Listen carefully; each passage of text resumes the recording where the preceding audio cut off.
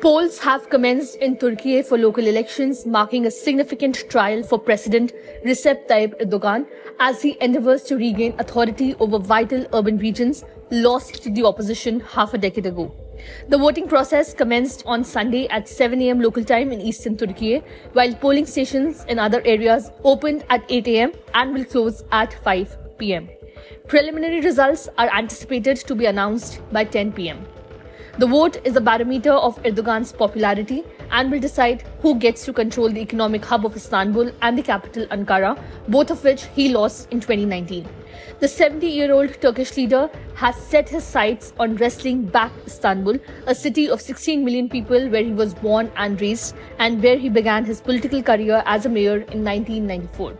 Analysts suggest that a robust performance by Erdogan's ruling Justice and Development Party, that is the AK party, would reinforce his determination to introduce a new constitution, aligning with his conservative principles and potentially extending his rule beyond 2028 when his current term concludes. Conversely, for the fragmented and disheartened opposition, retaining control of Istanbul and Ankara would provide a significant morale boost and reinvigorate their base of supporters, particularly after their setbacks in the previous year's presidential and parliamentary elections. Some 61 million people, including more than 1 million first-time voters, are eligible to cast ballots for all metropolitan municipalities, town and district mayorships, as well as neighborhood administrations. Turnout is traditionally high in Turkey, but this time the vote comes against the backdrop of a cost of living crisis.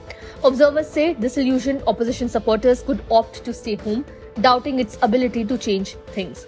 Governing party supporters, meanwhile, could also choose not to go to the polls in protest of the economic downturn that has left many struggling to pay for food, utilities and rent.